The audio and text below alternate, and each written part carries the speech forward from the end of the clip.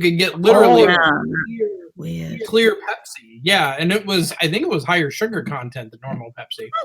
Oh, that's right. Pepsi's disgusting. I hate Pepsi.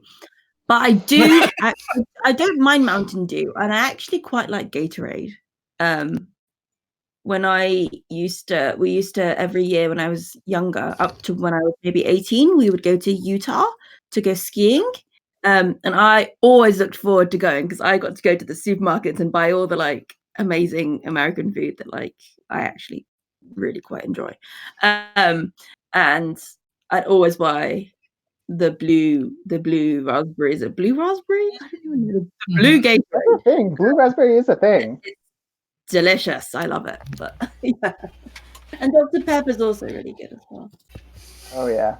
Oh, Dr. Pepper. But you like zebra cakes. Come on. No, zebra cakes are not good. I was disappointed by those. I got my hopes high for them. And I ate them and my hopes went down. I like moon pies. Moon pies are good if you can get those. Yeah. Moon pies. So here's the thing. The in oatmeal Canadian cream gas pies are good too. stations, in Canadian gas stations, we have like chips and nuts and jerky. And when I go to an American gas station, there's always a massive rack of like Hostess style, will survive the apocalypse, cream filled pastry like things. Twinkies that expire in 2120. yeah, exactly. Or like donuts. I will say I do like Twinkies. I do like Twinkies. I like Hostess products. You like them till you know what they're made of. Bullshit. Yeah, I don't look at the ingredients list for that reason. Have you guys ever had a wagon wheel? No, what's that? Yes, it's a Canadian thing. It's also. I don't know if it started in Canada or it started in Britain, but we definitely had them in Britain as well. I was half expecting Kit to go, oh, it's this thing on the side of a cart that's pulled by a horse? Yeah. No. I was waiting for it. It's like a moon pie, kind of, right?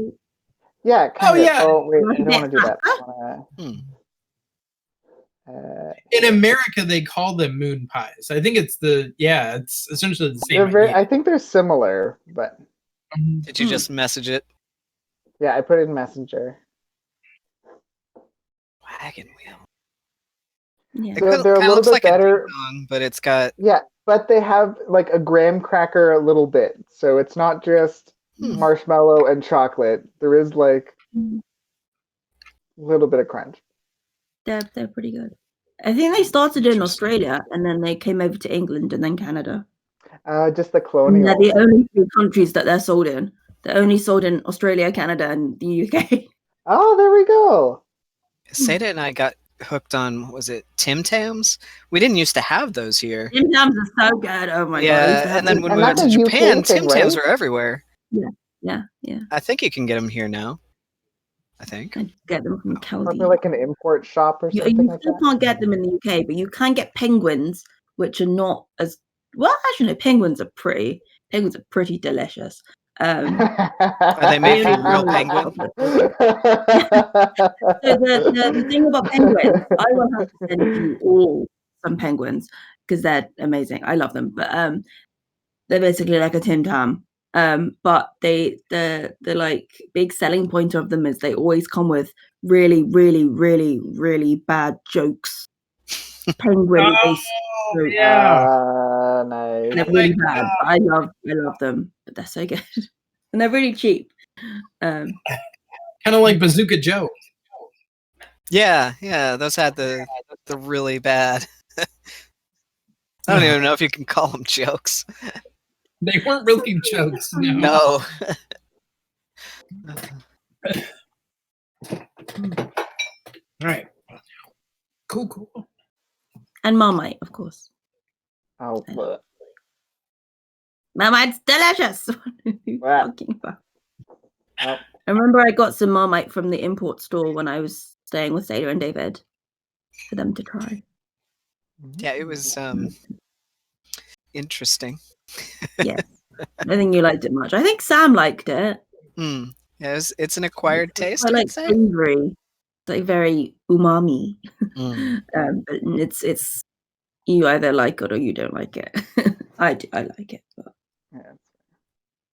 I love the player handouts, by the way. These are really cool. Thank you. Yeah, I just went through and I picked all the ones that didn't have spoilers on them. And I posted them. I had originally done that. I was hoping that you guys would all launch Roll20 a while back as a pipe dream. And then you could use the player handouts as like inspiration for making your characters, but you all came up with amazing characters without that. So it was unnecessary. In a vacuum. Sometimes that's better. You just create your character in a vacuum and then just throw them in. Yeah. Make it work. Okay. There we go. Speaking of characters, David, do you want to start recording and we'll get into it? Oh, I've been recording. Oh, well, there we go. Okay, well, welcome everyone to Short Expectations presents Icewind Dale, Rime of the Frost Maiden. My name is Thomas. I'm going to be your dungeon master for this game. We're not sure how long we'll be running, but we're going to have some fun while we're doing it. Just to summarize for the recording, a couple things we talked about prior to recording. We're using the optional rule feats. We're using the optional rule flanking. And a bunch of this, even though we are using the module, we are using a bunch of homebrew rules. And a big thing about our homebrew rules is that we're using some donations to Extra Life for Kids, which supports children's hospitals around the world, and specifically any donations for our page will be going to the Children's Hospital, the Jim Pattinson's Children's Hospital here in Saskatoon, where I actually work. So all the money donated to the page not only gives the characters in-game benefits, but benefits real children in real life. So we appreciate that. So there'll be a bunch of homebrew stuff as we go.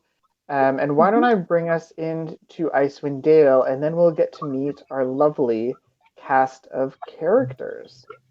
Can everyone see the cold open handout? Yes. Okay, I'll pop it up just to make sure everyone's got it open. So let's set the scene for Icewind Dale, the 10 towns, and what's going to be happening on our adventure. So, Icewind Dale has become trapped in perpetual winter. Ferocious blizzards make the mountain pass through the spine of the world exceedingly treacherous, and this land has not felt the warmth of the sun in over 2 years. In fact, the sun no longer appears above the mountains, not even in what should be the height of summer. In this frozen tundra, darkness and bitter cold reign as king and queen. Most Icewind Dale residents blame Auril, the Frost Maiden, the god of winter's wrath. The shimmering aura that weaves across the sky each night is said to be her doing, a potent spell that keeps the sun at bay. People who live in Icewind Dale are known as Dale folk, and Dale folk live in a scattering of settlements known as the 10 towns. Fun fact, there are 10 of these towns. The drop-off in caravans coming from the south and travel between settlements in this near never-ending winter has left everyone feeling isolated, alone, and chilled to the bone. Although each town has resolved to appease the Frost Maiden with sacrifices of one kind or another, no respite from winter's fury seems forthcoming anytime soon. For adventurers such as yourselves, 10 Towns is a place to test one's mettle, and in the spirit of heroes who have come before, leave one's mark on this frigid, blighted land. So that's giving us some theme for Icewind Dale. Now, I'm going to take you over to the map.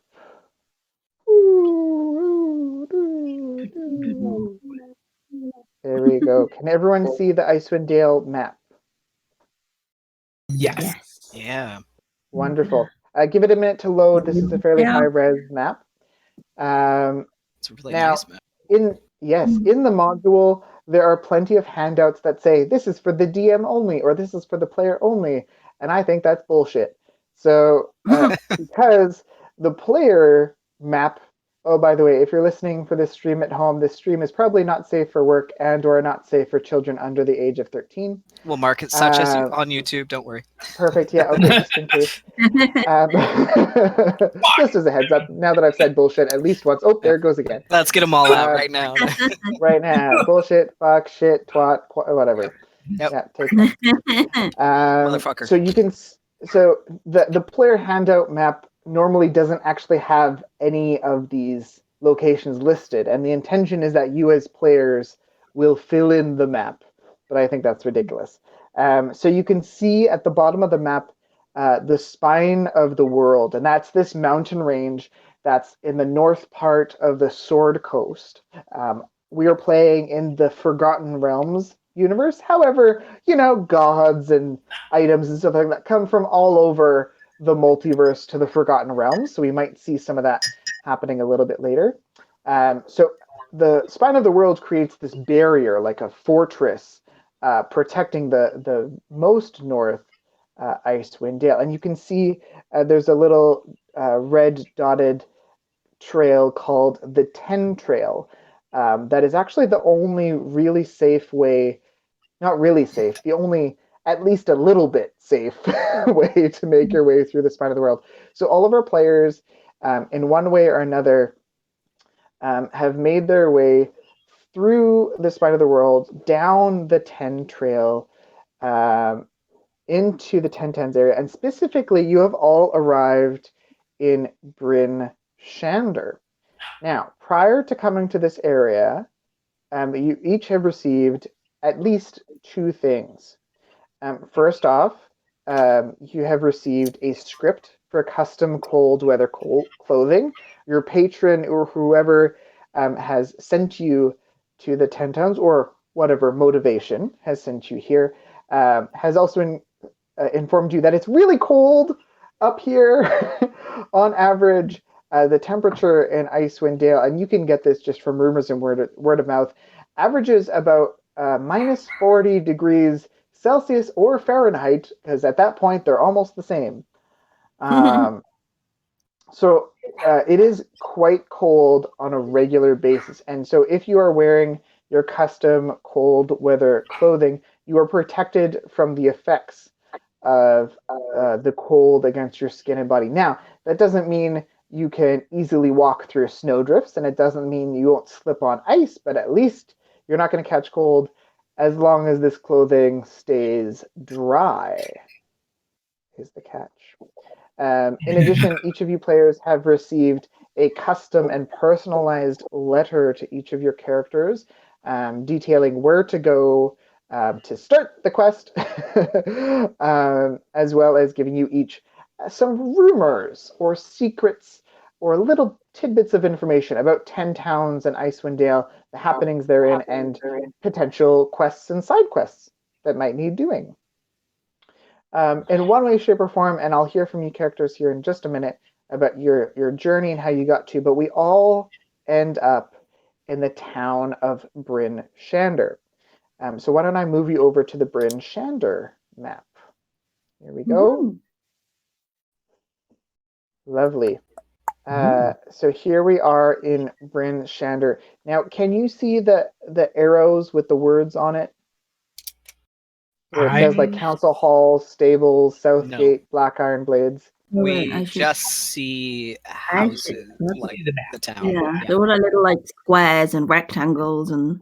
Okay, I have a little bit more detail. I'll see if I can get you guys the detailed map, because again, the game expects you to make your own notes as to what everything is, but I don't expect you to actually circle. So I'll just make marks on the map using a colored drawing device. Let's see, just freehand and oral devices do that. Huge. So Bryn Shander is, I'll give you a description here in a second, but Bryn Shander is first off the largest of the 10 towns, and second, Bryn Shander is the only fortified 10 town. So Bryn Shander is the only one who actually has a militia as well as a decent wall surrounding the town, and so it's customary that if there is some sort of crazy event that happens, that anyone is to essentially flee to Bryn Shander and hold up there to work things out. So you probably would have entered Bryn Shander from the southwest gate, which is down here on the bottom left. If you were to come riding a horse or an axe beak or with a dog sled, because all of those are options for traveling in Icewind Dale. Horses tend to get stuck in the snow, but axe beaks, being fluffy birds, tend to have large splayed toes, and they can make their way through the snow actually quite easily. The other thing is dog sled. So you can purchase dogs and a dog sled from the stables, and that's usually what people use to get around for goods. And I'm just pinging right here. This large building in the bottom left, that is these stables right here. Moving through town, there's lots of other buildings, mostly residential buildings. There's a blacksmith, there's a town hall, there's a council hall, but perhaps the most important building is this building right here by the north gate, and that building is called the Northlook. And all of you players are specifically sent to the Northlook. So let's talk a little bit about Bryn Shander. So Bryn Shander is the first stop for most visitors to Icewind Dale. It's a walled town perched atop a cold, lonely, wind-lashed hill. Bright lanterns suspended over narrow streets twist the wind and add flecks of color to the town's otherwise drab surroundings. The friendliness in this settlement has dwindled of late. Oral's unyielding winter has greatly reduced the number of visitors to Bryn Shander, and local trade is really frankly suffering for it, eating away at the locals' sense of humor and goodwill. Still, there is no safer place in Icewind Dale to spend coin or to spend the night. The walls of the town stand some 30 feet high and are defined by two concentric rings of upright wooden poles, the gap between them filled with dirt and rubble. The outer ring of poles rises above the top of the wall, providing a rampart for defenders stationed on the wood-planked walkway. The wall's hinged gates are 15 feet tall and can be barred from the inside with iron-banded wooden beams. These gates are closed when it's dark outside, which is to say, more often than not. Righty, so in Bryn Shander, that's over the town house over the Northlook. So the Northlook Inn and Tavern is the establishment most frequented by mercenaries and adventurers such as yourselves. As such, it's the rowdiest and most dangerous place to stay in Bryn Shander. At the same time, its tap room is the best spot in all of 10 towns to get leads on possible ventures, along with the latest news and rumors. The inn's proprietor, a retired sellsword named Scramsax, knows full well the cycles of an adventurer's life. Scramsax often cuts a break for customers who are between jobs, allowing them to stay here on credit, and then presenting them with a bill inflated by interest charges to be reckoned with as soon as they make their next payday. Those who don't settle their accounts discover that the old mercenary still knows how to handle the blade, and that he doesn't take later for an answer. So we enter our scene into the Northlook Inn and Tavern. It is your classic D&D tavern, but there are a few things that are different. First off, the fireplace is massive and central. The fireplace is probably large enough for one of you, maybe hunched down, dodge, depending how tall you are, perhaps just standing at your full height, to actually be inside. So there's massive logs that are burning, and it's very central to the gathering space here. I might be There are a young, number but of I'm fairly tall. I'm about 5'9". Okay, yes, so you'd have to crouch down to still fit in this massive fireplace. But that's definitely the central thing. As far as light goes around the tavern, because there is no light outside, the sky is perpetually dark. There are oil lanterns. They don't use torches here because wood is a fairly valuable resource. They tend to use oil, and oil tends to come from either the knucklehead trout or, more likely than not, whaling on the ocean. Whaling is actually a fairly large commodity here, so they use a lot of whale oil for lanterns and that kind of stuff. So there are burning lanterns on the walls, and you can smell that smell of burning oil on the air, which is very pervasive in this environment. There are other patrons sitting about the Northlook, and the person who stands above all else, of course, is Scramsax, who's a large human, broad shoulders, hair that's slicked back in a very greasy kind of way. He's got a scar across his left eye as if he's taken a blow or something like that to that. And the eye tends to have a little bit of a lazy direction as to wherever he's looking. But there is one other person in this tavern that seems to have an eye on you folks.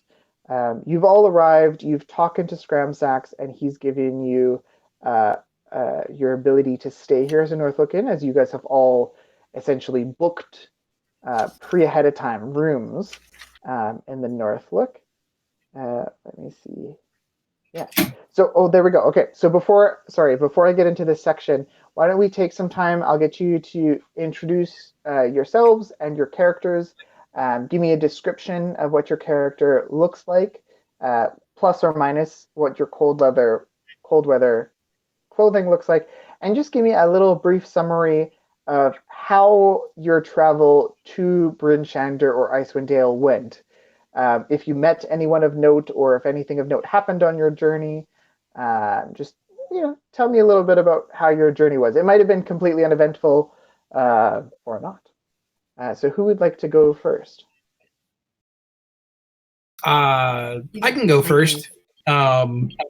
So Finian Tyne is he's a little under 6 foot, very thin, kind of whipcord build to his frame. He's got kind of dark, almost bronze skin, dark brown hair, and a full beard and mustache. Dresses always, even in his cold weather gear, he dresses in a kilt. Has a thick woolen shirt with a doublet over it and a big fur cloak over everything. He wears an abundance of gold, as much as he can get his hands on. He's got a twerk around his neck of dragon heads in gold. Gold bracelet. He's got gold earrings. He's even got a gold piercing through his nose. And always a wry smile, like he knows something everyone else in the room doesn't know, whether he does or not. And is perpetually checking out anyone who may be attractive to his eye. And he is talking to Dodge, telling him that there is only one way, boyo, to warm up from the inside out. And that's, you got to get some high-class booze in you to warm you from the inside out and to warm our asses. So we should belly up to the bar and I'll buy you a drink, oh boyo. Sounds like a plan, friend. He also has a big, fluffy flying cat with dragon wings that is constantly buzzing around his head. That'll occasionally flit down, land on his shoulder, and he'll kind of scratch him at the chin. You would probably know, Dodge, that this is his familiar Skamal. And he doesn't really seem like knight material. Tells you that that whole business with the shack burning down back a few miles ago, that had nothing to do with him. He the complete accident, and I'm sure because of all the snow, it's probably out by now. I believe and trust you 100%. You would know that occasionally he lights his hands on fire and rubs them together and kind of warms his face and hands, and occasionally kind of pats his lower extremities. But yeah, he you know that he can produce fire kind of almost at will. Yeah, Finian Tyne, yes, awesome. Thank you so much. And even with your cold weather clothing, as someone who is normally quite hot-blooded, this is definitely an uncomfortable environment to be in, and so having that regular source of fire that you can produce your own, just warming you up a little bit, is really important. Awesome. So you're there with Dodge. So why don't we go to Dodge next? Howdy, y'all. I'm Diogenes Rogers. I go by Dodge. My accent's going to change frequently as I shift from Georgia to Kentucky to Texas. Work in progress. Dodge, he looks real young, but he's able. He's got a nice V-shaped upper body and broad shoulders. He walks pretty confidently with his armor that weighs about as much as he does. Armor is old and worn, but it's real well crafted. It's white steel with a delicately ring-chained shirt and greaves. Carries a long sword that's almost too big for his height. Drags on the ground every once in a while when he's not paying attention. And a nice worn shield that he wears on his back with a light crossbow. Yeah, slightly curly hair, kind of bounces over his ear line on one side. It's curved over his left ear, however, where there's a shaved bald patch, revealing a real large scar. Real nasty thing. Almost a foot long. It's all stitched up and looks like it's healed over, but it looks like a nasty one. His face is real boy-like, delicate features compared to the worn armor that he wears. He's got deep blue eyes that are icy and cold, just like Icewind Dale. But my demeanor is pretty excitable and cheery. I'll talk your ear off about the Order of the Gauntlet and about Tyre. Tyre is my deity. I'll tell you all about him if you want to know more. I have a simple intellect, being a southern boy. I'm technically from the north, but not compared to Icewind Dale. It's the furthest north I've ever been. I got this ridiculous southern accent compared to the inhabitants of the north. I don't know if Finian would think so, him being from much further south than myself, but he has his own accent, it seems. I only use my left hand for all purposes. So you'll always see me wielding my sword, my tankard. The only thing I wield with my right hand is my shield. I often pray. I even wear a sleeve over my right hand when I pray. If you ask me, I'll tell you why. I pretty much do everything with my left hand, which is a little odd.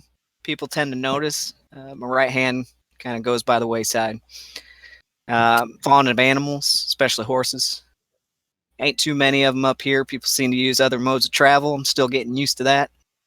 Stables seem to keep a different stock of creatures than I'm used to from my parts. I'm from near Mithril Hall, which is kind of dwarven territory on the other side of the mountain range. Grew up a farm boy.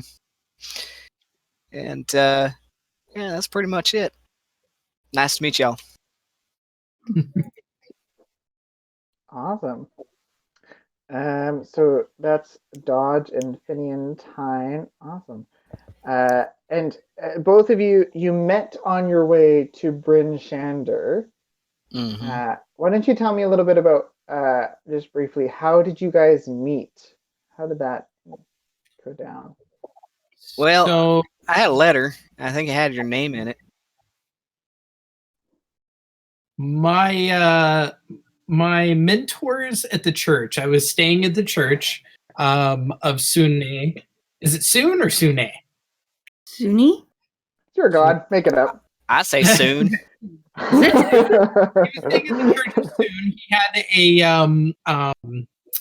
essentially a guardian who was in charge of him for a long time and wanted him to make something of himself. So he decided that he was going to join the Order of the Gauntlet with absolutely no persuading at all. And so this fantastic adventure, as he was gently booted out the door, began in water. He met his contact, Dodge, there in Longsaddle, and they had been traveling together as companions ever since, heading to Bryn Shander. I think I remember you saying something real similar when we met in Longsaddle at the tavern there. You said that whiskey would warm me up there too, and you're seeming to say that same thing again here. So I'm seeing a trend. It's a logical trend. You know I'm only 15, right? Oh, you could drink long before 15. Fair enough. Let's do this. Yeah, he's gonna start buying shots.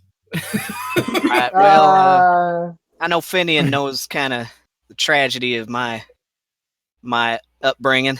I was a farm boy and went to join the order, and my uncle was the stable master of the order up there, but got attacked by some nasty creatures, ransacked it, killed most of my order members, and well, I had to move on.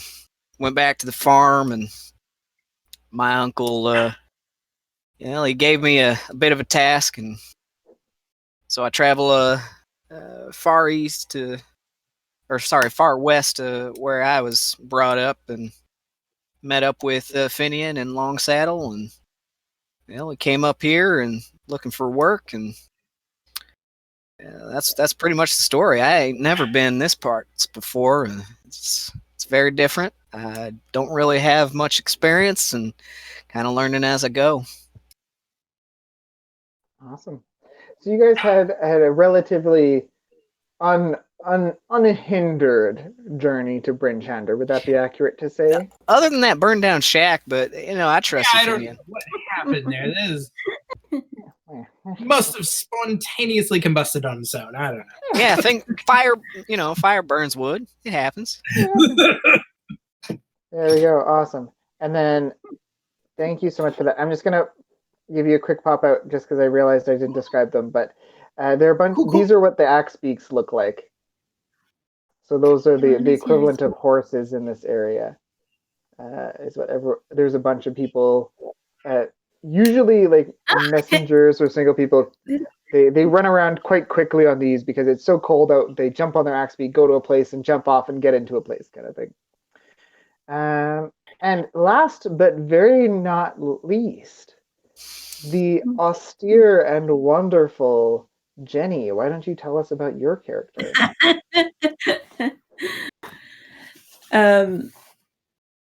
Okay, should I do this in his voice? I don't know. It's up to you. So that's the thing. Like, I will try to do my accent, but I'm really terrible at it. So I apologize if I offend anyone with my horrible. Yeah, sorry. I keep saying Schemel instead of what do you call him? Skamal. Yeah, Schemel just sounds better to me. He'll even come to Good Kitty if you just want. Sorry, go on. Didn't mean to interrupt. Okay.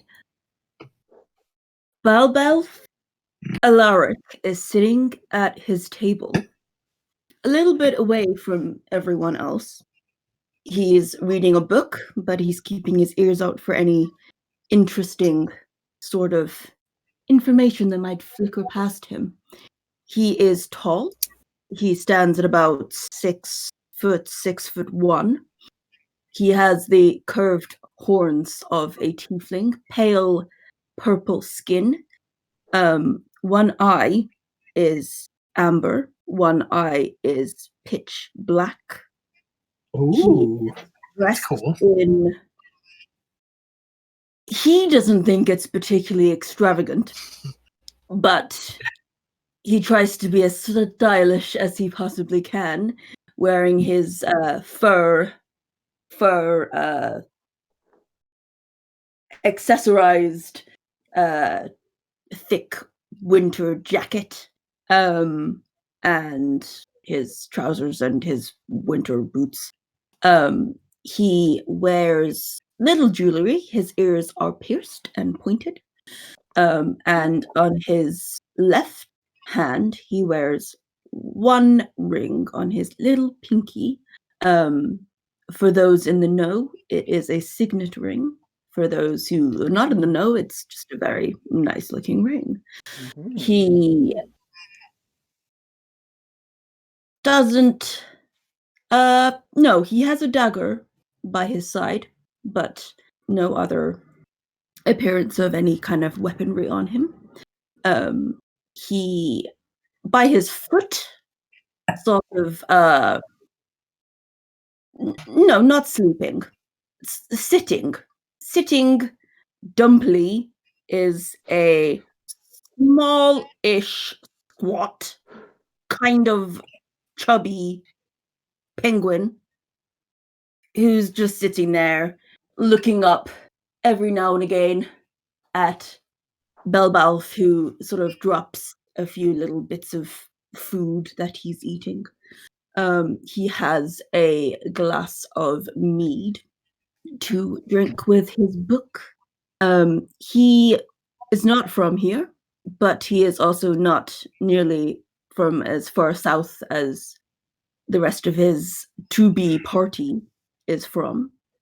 He was not born, but raised in the city of Luskan, which is further south, but still in the ice area. So he is fairly well equipped for icy temperatures and is not particularly bothered by the cold. He traveled up here by Axbeak, which he is fairly familiar with riding. He looks relaxed to a point. He's sort of leaning back in his chair, reading his book, glancing up every now and again to see if anyone interesting happens to be around. Did Thomas, did we know if our characters were supposed to meet anyone? Did we know there was anyone else from the order or anything? So if you read your letter, it'll answer that question. Yeah, I've been trying to read my letter for like the last hour, and every time I get like to where I left off, we have to jump back. Okay, so if you like take a moment, it's 2/3 of the way down your letter on the first page, but I'll set the tavern a little bit more here. So at the Northlook Inn and Tavern, like I mentioned, there's the massive central fireplace, burning oil lanterns around the wall, giving off this burning oil smell, and a faint haze almost that's just kind of along the roof from the lanterns. Most people, patrons in this tavern, look fairly rough. Everyone's got heavy winter coats with leathers and fur. And most people have that like rounded shoulder, like, don't talk to me, I'm just here for my ale type of look to them. Except for you three. You all three have the most open postures in the tavern, as if you're looking for someone. There are men, women, Goliaths, there are dwarves, and even the occasional elf comes by. There's a few halflings around, but there's definitely more Goliath presence here than you've seen in Waterdeep or Luskin even. And Goliaths, just for a note, are large humanoids. They're taller than the average human, usually very broad and set. They have very little hair, so even the males generally can't grow facial hair. So a lot of them tend to be bald. They're resistant to the cold, so even in this cold weather, they tend to not necessarily wear heavy cold winter clothing, and they have a tendency towards tribal-like tattoos on their chests and shoulders and whatnot. So you'll definitely see more Goliaths around. And today specifically, you all arrived last night to the Northlook Inn and Tavern. As you arrived, you went up to the tavern, freezing your butt off. But you finally, after a decent amount of time wandering around the town, since no one's really helpful in this area, you found the Northlook Inn and Tavern. And as you enter in, you were greeted by Scramsax, and each of you, as you introduced yourselves to Scramsax and said who sent you, he immediately opened up a charter book and said that you were expected. And you were all shown up to rooms, and you all have, for all intents and purposes, nice rooms. They're not very large, but there's no cockroaches, at least. And each room has... pardon? It's too cold for him. Yeah. Each room doesn't have its own fireplace, but there is some kind of magic or something going on with this building where there are heated floors in the upper levels, and that seems to keep the whole building warm enough. So this is the morning after you all arrived. You perhaps arrived in the evening or sometime perhaps in the middle of the night before, and you've all come down in the morning to have your breakfast or your first glass of mead or whiskey or whatever the case for the day. It's just another gruesome day in 10 towns. Howling wind, bitter cold, foul tempers, and snowdrifts big enough to bury a herd of moose. But today, the local tavern is abuzz with news about a series of recent killings or murders. Before the murders, the only question on everyone's mind was, will summer ever return to Icewind Dale? And now the question is, will I be the killer's next victim? Nothing breeds fear and paranoia like a murderer with no face. 3 cold-blooded murders have been committed in the past month. A halfling trapper in East Haven, a human shipbuilder in Targos, and just 3 days ago, a dwarven glassblower right here in Bryn Shander. Each victim was found with apparently a signature, a dagger purely made of ice, stabbed right through the heart. What's the connection? The drunken lot huddled in the tavern, in general, even if you start asking around, offers no credible ideas, but rumors are abound of yetis, abominable snowmen, of creatures and beings so evil and foul as to associate themselves with Oral the Frost Maiden, the god who has stolen away the sun from Icewind Dale.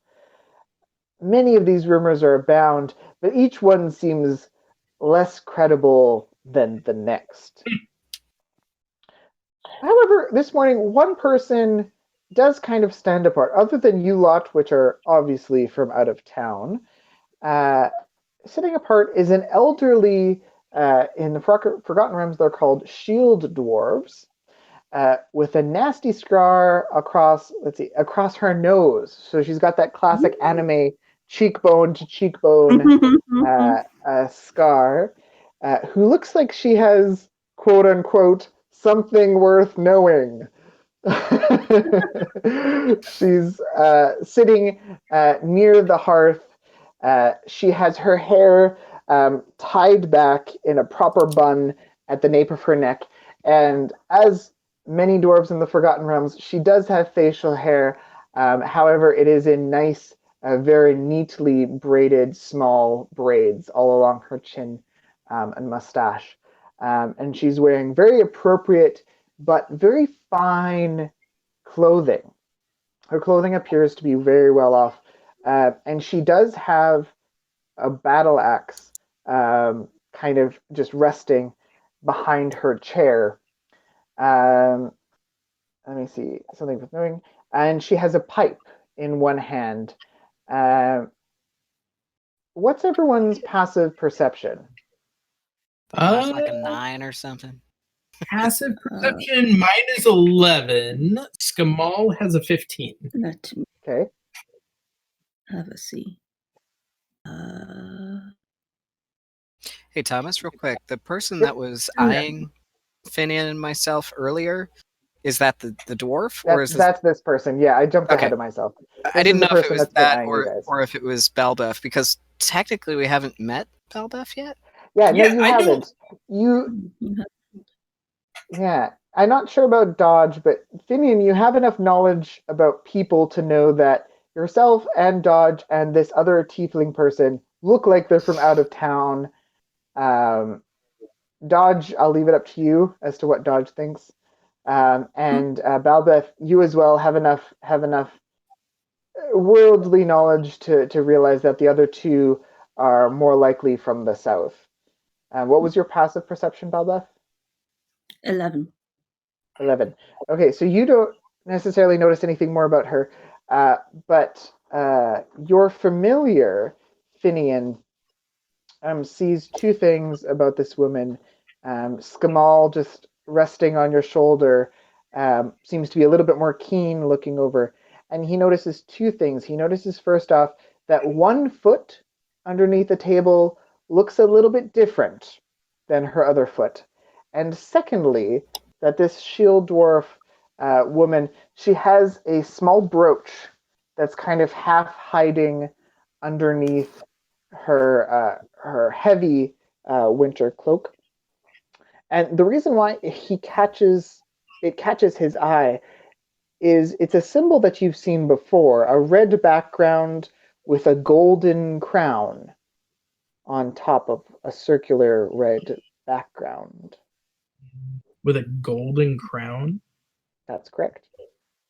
Hey, Finian. And yes. And so this is the tavern. How do you guys start your day? Hey, Finian. Cheers. Cheers! Down the hatch. Down the hatch. Way to start the morning. Hey, brother. I noticed you eyeing that well-dressed dwarf over there with the pipe. You think she's hot or something? Well, everyone's got their inner beauties, boy. But, she just looks, let's say, out of place for the setting. Never tell with you. Check out her foot looks a little odd. I don't know if maybe she's been in battles, scars. But usually people like that have a bit more information than your regular rabble. Might be worth talking to her and finding out. I mean, we're supposed to meet. Hang on, let me find the name. He would know off the top of his head. I'm looking for Hlyn Trollbane. Hlyn Trollbane. Yeah.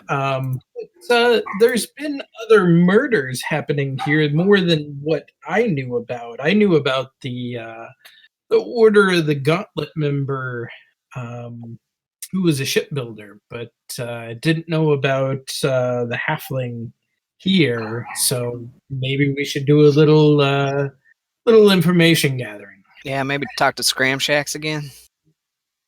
Possibly. I'm thinking of offering our dwarf friend maybe some ale, start her morning right, maybe loosen her lips a bit.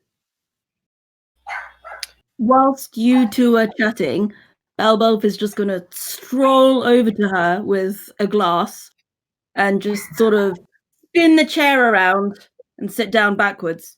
Hey, Finian, someone's beat us to it. You like, is this cheating? Well, that's disappointing. You any good at listening? Yeah. My ear's still ringing from this, you know what. Right. No worries, boyo. I'm gonna motion for Skamal to kind of flitter around and maybe kind of hover like he's curling up near the fire, or Barkeep, another round. looking like a cat just doing his thing. Okay, just for fun, make a stealth check for Skamal. Either stealth or performance, either or.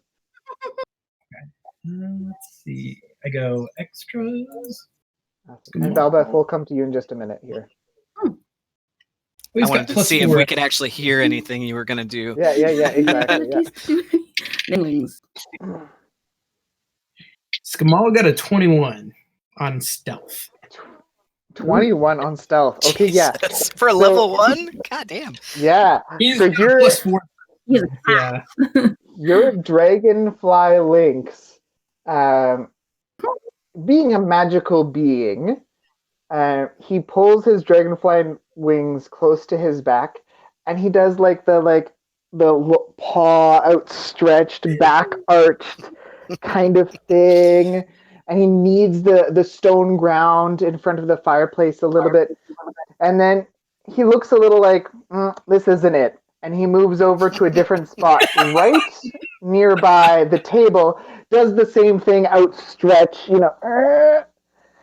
then just kind of plops down, nuzzles in a little bit, and he's definitely within earshot of the table that Hlyn Trollbane is at.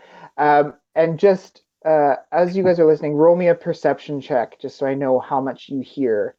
For By me, the way, or for while him?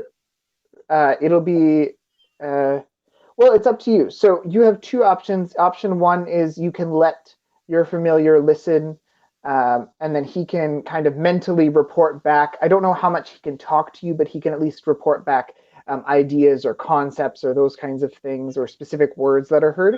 Or you can shut off your senses. You can shut off your hearing and sight, and you can instead be present in him and listen and see through him. Okay. He seems to have better perception than I do, so he's just more acute. So I'm gonna kind of shut off my senses.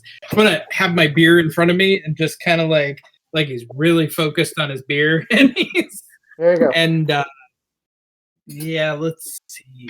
So There you perception. go. So yeah, so make a perception check using Skamal's stats. So Dodge, you call for another round. You don't even really get a response. Oh, come on, man. From Scram Sacks, but you get a grunt. That's all you get is a fine. And you hear the taps going from the large kegs behind the bar, and you can hear him filling up more drinks for you, and he'll be by shortly. Meanwhile, Finian Tyne just kind of goes limp for a minute. I nudge him a little bit. He's drunk already. God damn. Probably seen him do this before. It's like 9 in the morning. God damn. He's like concentrating on his familiar and trying to. Yeah. That Dodge, he's drunk. You could say Dodge is unfamiliar.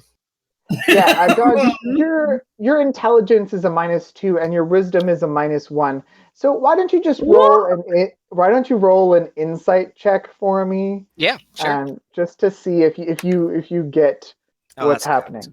Let's try this again. Natural 20. Okay, yeah. For the first time ever, I can hear through my ear. Wonderful, yay! So you very clearly remember Finian Tyne expressly telling you, look, I listen through my familiars sometimes. This is what it looks like. Like, don't worry about Goddamn, it. man, Just I leave me forgot. I'm alone. sorry. Like, the memory comes back. And you remember him telling you things like, I can still feel, but I just can't see or hear. So if you need me, like, just give me a good poke and I'll pop out of it. Like, Yeah, I lean over and I try to sit him back up, like Weekend at Bernie's style. oh, there you go. Come on, man, He you're slouching. still has tension in his chest. Like, he doesn't go limp, just his head drops down a little bit. So there we go. All right, so that's resolved. Now let's go over to our table with our fabulous tiefling and our hill dwarf, Lynn Trollbane. Let me just pull up her speaking points so I don't miss something. There you go. So Lynn Trollbane, she's got her pipe there. She's sitting, and as you walk up with a flourish of your cloak, spin around the chair, sit down with the chair backwards, set down your glass of mead. She just kind of like looks at you a little surprised and maybe a little impressed. You're not really sure. Do you say anything as you sit down? Yeah, as he spins the chair around, he's just gonna like, as he spins and sits down, he's just gonna be like, "Is this seat taken? Never mind. Now it is. Hi." Hello there. Are you? You have very distinct skin and horns. You wouldn't happen to be someone that I'm looking for, would you? I'm looking for someone named last name Alaric. Or what did Lord Tarn say? He was sending Belbal? someone. Yes, Valbelf. Very good. I was sent word of your coming. It's a pleasure to meet you. The Lord speaks very highly of your abilities. He says that you have powers with ice, um, and that you'd be very well suited for an adventure here. So you come with great regard, sir. I'm very glad you've arrived. The Lord's Alliance welcomes you to the Northlook Inn. She kind of taps out her pipe on the table and she reaches out a meaty dwarven hand to grasp yours. He will extend his hand in return. Yeah, so she goes for, instead of just a nice hand, she goes for the full arm clasp and kind of gives you a good shake. Wonderful. Well, did you find the Northlook all right on your own? Did you have any trouble getting here? I had no particular trouble getting here. Getting around this town was a bit harder.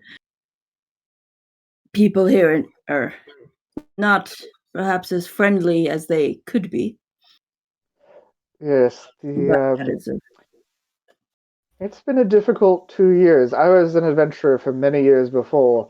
I've since had to retire, but this last couple of years has really done a number on the morale of people here, and that's part of the reason why I contacted the Lord's Alliance for help. Is the militia really does not have a lot of motivation to solve these murders.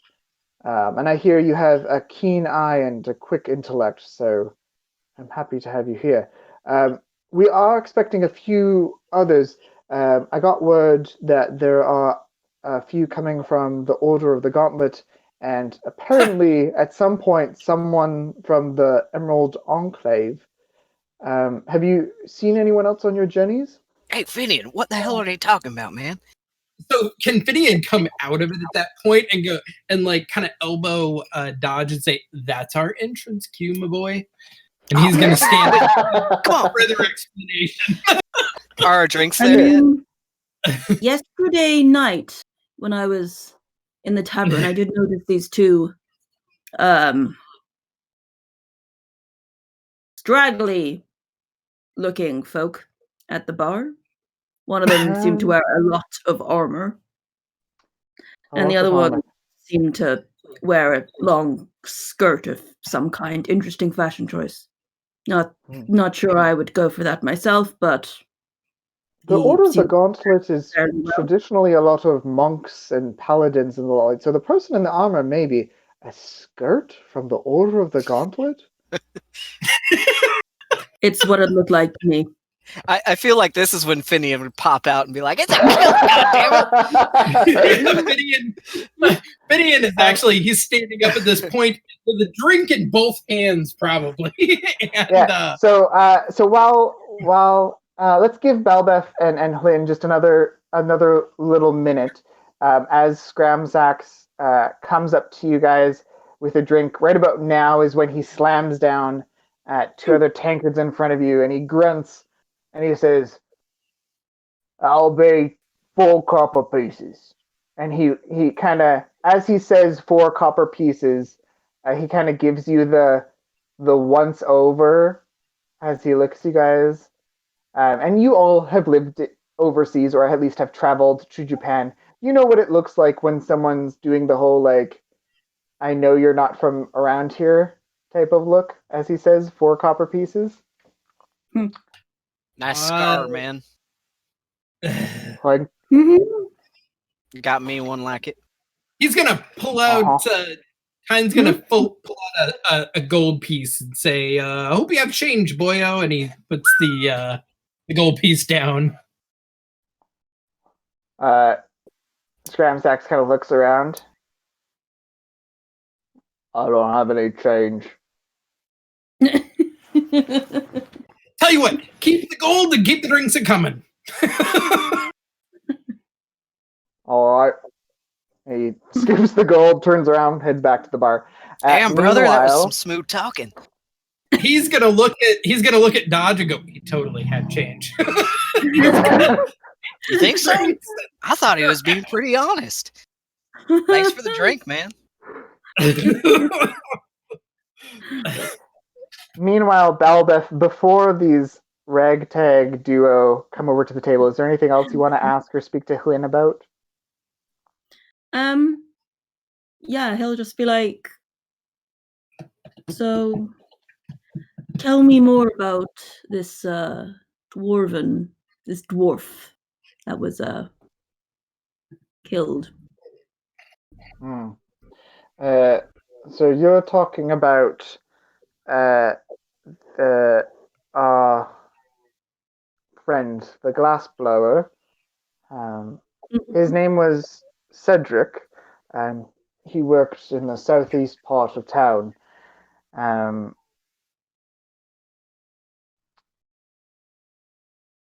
Who found him? That's what's kind of odd, is he was found just in an alley with a dagger of ice in his heart. By the time the militia found him, the dagger had already partially melted.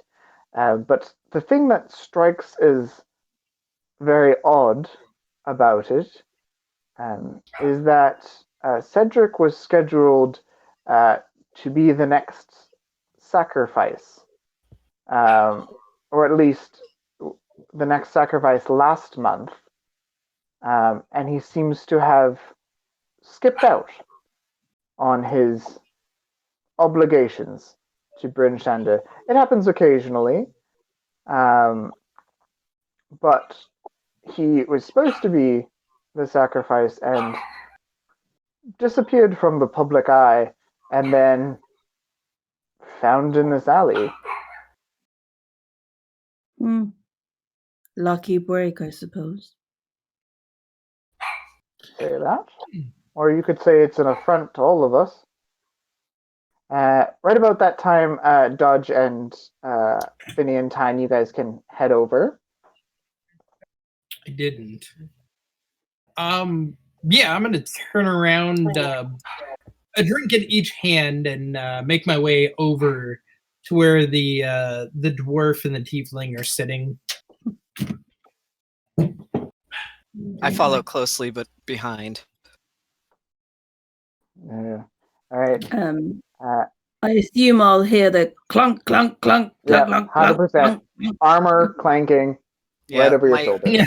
When I try to sit down, my sword hits the floor and kind of makes me lunge forward a little bit. I have to adjust my belt. Howdy. Gideon's gonna kind of look at him over his shoulder and kind of smirk a little bit and find a seat and sit down right across from the dwarf, like just looking her right in the eyes as he does. And she'll kind of give you guys both the up down once over, and she'll look at Balbeth and she'll be like, "Are these the two that you saw last night?"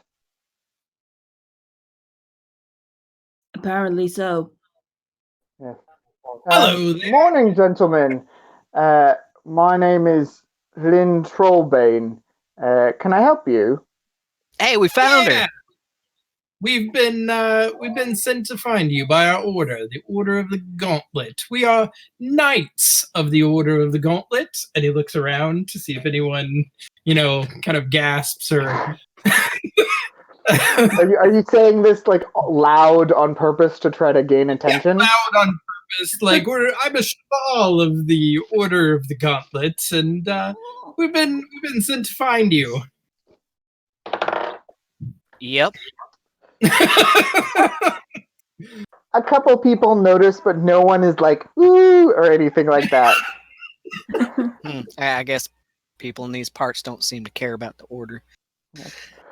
You see Hlyn kind of opens up her jacket and she seems to be like checking out something maybe she has under her cloak, and she says, yes, from the order, I'm expecting someone named Finian Tyne Fire Collar. Is that right? Right, I'm Finian Tyne. You're Finian Tyne, yes. It says here you're Cheval, not a knight. Is my notes wrong? Nope. All right, good to know. And then the order is sending also someone named Diogenes. Hey, you pronounced it right. Rogers? Congratulations. Oh, thank you. You can call me Dodge. Dodge. Yeah, all right. A little easier. Yes. And Stable Master Rogers sent word of your coming. Yeah, Uncle Ivan. Oh, are you related? Yeah, he's my uncle. Yes. And Alexander Forswift was the other one who sent me a letter of your arrival as well. I believe that's someone related to you, Finian. Yeah, he's let's say my patron. He's been watching over me for a few years now. I've been with the church. Wonderful. Well, I am Lynn Trollbane of the Lord's Alliance. This is Balbeth, as well of the Lord's Alliance. Pleased to meet you. The pleasure is mine. Really? Yeah. Why? Fine meeting for sure. Does Balbeth have a drink in his hand? Balbeth will look a bit like, what a strange, non-courteous reply. What? Well, Tyre bless you. Well, and have you noticed anyone else about Bryn Shander and the Northlook? I'm expecting someone from the Emerald Enclave. They're sending a representative as well. But it doesn't. I don't have a name. What's Very the vague. Emerald Enclave? Can I roll a history check to see what I know about the Emerald Enclave? Kit knows, Ooh. but I don't think. Yeah, absolutely. So you guys are members of the Order of the Gauntlet. You definitely know about the Lord's Alliance. The Order of the Gauntlet is around.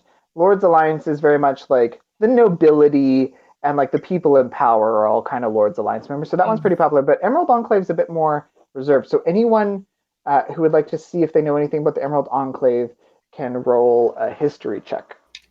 I'll give Got a 15. I know all about the Emerald Enclave as Jennifer because one of my characters is part of it. I actually got a 15 with a -2. Awesome. Oh, Do you nice. want to just post that in the chat there? So I've got Oh, yeah, sorry. And Balbeth, you might as well roll history as well. Wait, which chat are we typing that in? Roll 20. Okay. Yeah. 12. 12. Okay. So, Balbeth, you've heard of the Emerald Enclave. Like, the words are not new to you, but you've perhaps never met anyone from the Emerald Enclave, so you don't know much about them. Finian and Dodge, you come from different parts of the Sword Coast, especially in Waterdeep. There are people of the Emerald Enclave that are around. And you know that the Emerald Enclave tends to be a bit more wishy-washy. Like, they're the hippies of the Sword Coast. Like, time is like a relative kind of thing, right? Like, I'll get there when I get there kind of thing. They do have some very powerful members. They tend to focus on things like earth magic and the importance of nature and how civilization should not be pushing out nature, but that nature should be respected and to be thought as a balancing component to civilization. But just as a rule, they don't necessarily tend to be on time all the time. The wizard is never early or late. He arrives exactly when he intends to. Do you say this out loud? Yes. Wonderful. Lynn kind of looks up and she says, "Well, I mean, you're here. I'm not sure if the person from the Emerald Enclave is a wizard or not, but I'm glad at least you're here on time. And well, perhaps I guess I'll get started then. If you do meet someone from the Emerald Enclave, I don't even have a name that was sent to me, so perhaps bring them along. You know." As a joint operation from the factions, I hope you all are able to work together as a team to help me with this. I've invested a lot of money in this. I was an adventurer many years ago, and she kind of scooches the chair back, and you see her legs kind of rotate around the chair. Well, her right leg is totally fine, but her left leg, you can see now, is amputated below the knee. And Arrow to the knee? Did you take an arrow to the knee? No, it was a more than what an are they arrow. called? A boulette, I think. It's kind of like a rhino that goes underneath the ground. They kind of head along, and it just popped up and got a bit more of me than I had hoped. You know, I've heard there are some drow that know quite a bit about forging magical replacements for lost limbs. Yeah, but I've had this limb for a number of years. I mean, don't get me wrong. If you find one out there, a magical prosthetic, by all means, I will pay you for it. I think that'd be lovely. Well, I'm getting on in my years. I'm not really, not really looking to reset myself. Anyways, the reason I've asked for assistance is I'm not as hardy as I used to be in my younger years, but I do have a lot of coin, and I am fed up with the militia and the horrid take on this investigation of these murders. I think part of the problem is the murders happening in different towns as well. As you may have heard rumors, there was someone in Targos, and there was someone in East Haven that was murdered in a similar fashion as a dwarven member of the Lord's Alliance, who was murdered here in Bryn Shander, which makes it rather hard for a militia that is dedicated to Bryn Shander alone to travel across the town. So you will all be compensated for your efforts. And actually, speaking of compensation and investigation, I do have a lead on who I suspect it might be. Wait, one moment. Can I ask you a question about Targos? Targos is a person, right? Targos is a town. I thought that was okay. I thought it was the shipbuilder that was killed. Okay, never mind. You're not wrong. Dodge, was it? Yeah, that's me. Yeah, you're not wrong. There was a human shipbuilder who was murdered in the town of Targos. Ah, And he was the member of the Order of the Gauntlet, right? Yes, actually, that's partly why we're doing a joint operation. Is it seems like at least two of the murders, perhaps the third, are members of factions. So it brings our involvement to a necessary level. so who was it Is that the- was killed in Targos? In Targos, The ship there's builder. yeah, his name was Frank. He's a shipbuilder. He worked on a number of different vessels, and It's part of the imagine- reason why myself and Finney and my brother have been called up here. And So- tell me, yes, Hill, that would make. this third murder, who was the victim? So I don't know a lot about them. All I know that her name was, what did I put in my notes? 1 sec. He didn't So, happen to be a member of Cedric the was Emerald killed here. Enclave, did he? Oh, So were each of these three individuals who were murdered of the different factions that have sent help? One was the Lord's Alliance, one was the Order of the Gauntlet, was the third a member of the Emerald Enclave? so Frank, this is the first I'm hearing of it, but I guess Frank was a member of the Order of the Gauntlet, if that's what your superiors are saying. right. But all I know is that the trapper in East Haven, she was a halfling, and her name was Keely. But I don't know much about her. East Haven's a bit of a trek, and as you imagine, I'm not much for traveling a lot these days. So Trapper in East Haven, Glassblower here in Bryn, and Shipbuilder in Targos. That's correct. Mhm. Yes. And they all received the Dagger of Ice to the heart. Received is a very nice way of putting it, but yes, they were violently stabbed through the heart with a dagger of ice. Yes. All depends on your outlook, because I got a little story for you. You heard of Tyre? Heard of No. what? Well, actually, would I have? Roll a religion check. You're fairly educated. Hmm.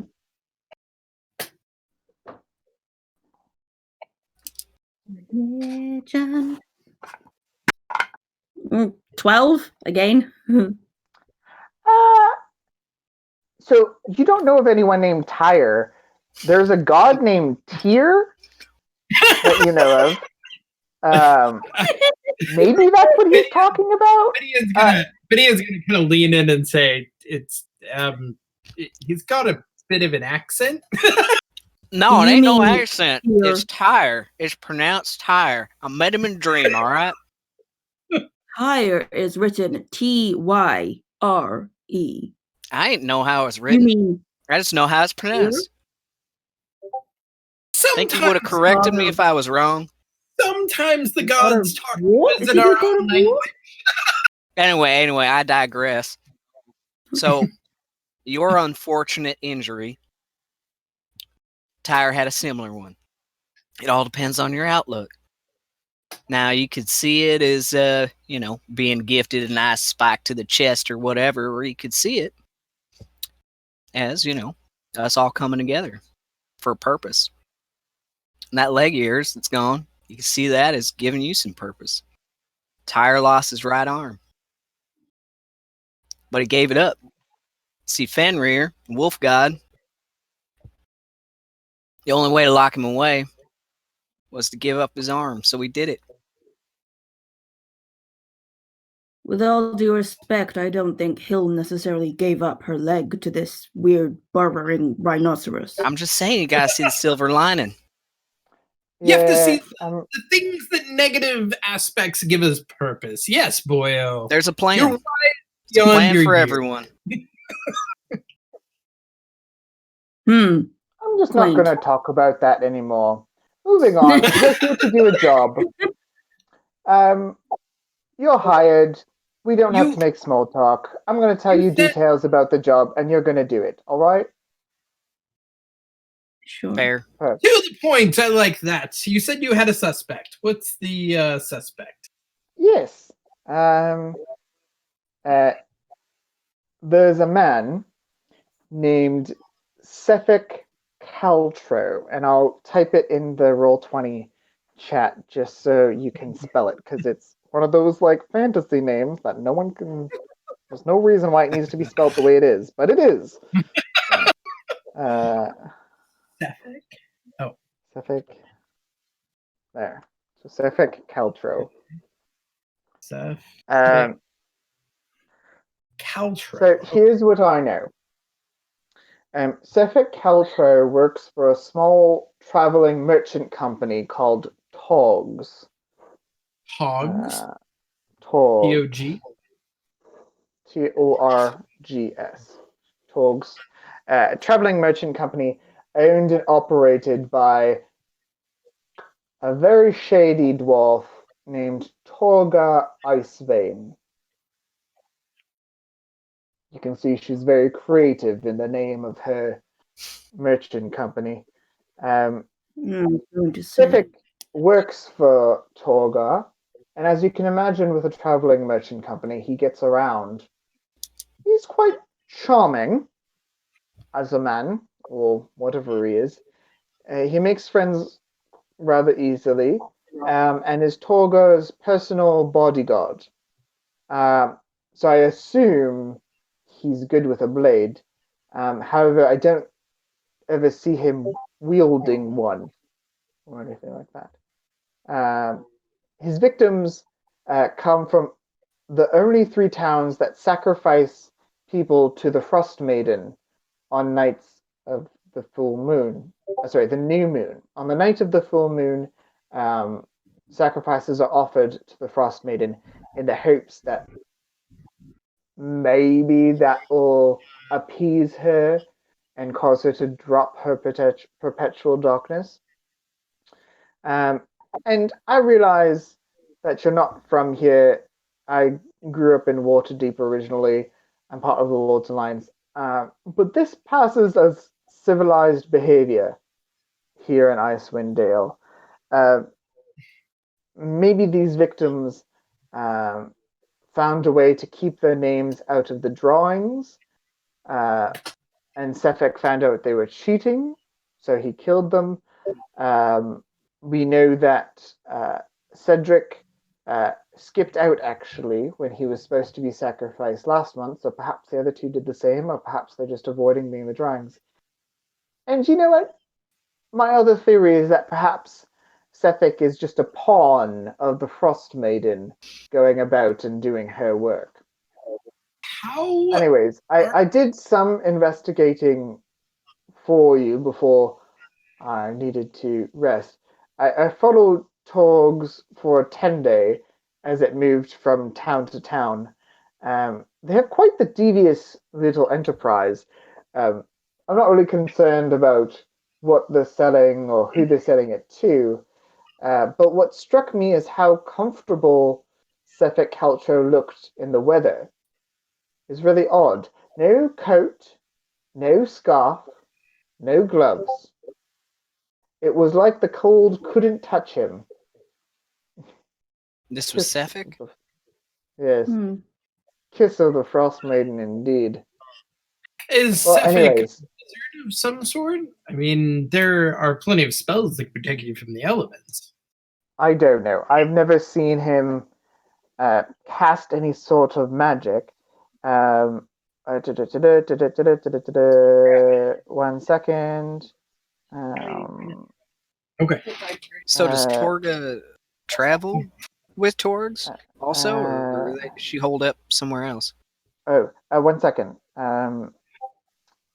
Yes, he wears his hair pulled back into a ponytail.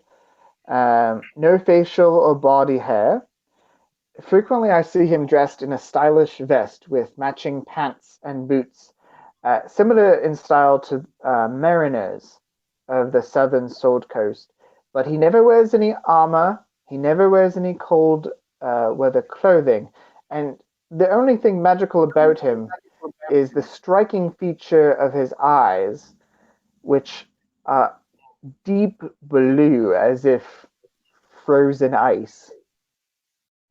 In any case, I will pay you each 100 gold pieces to apprehend Suffolk Caltro, ascertain if he is guilty or not. It's possible, I guess. Deal with him, preferably without involving any other authorities. When the job is done, return to me to collect your money. I'll pay you whether he's alive or dead, but as long as he arrives incapacitated one way or another. So, And of course, if he's not What's this- guilty, you can come back and report that, and we'll go from there. What's this guy done to deserve to die? Everything in my being, in my years of adventure, tells me that he is just wrong. There's something evil about him.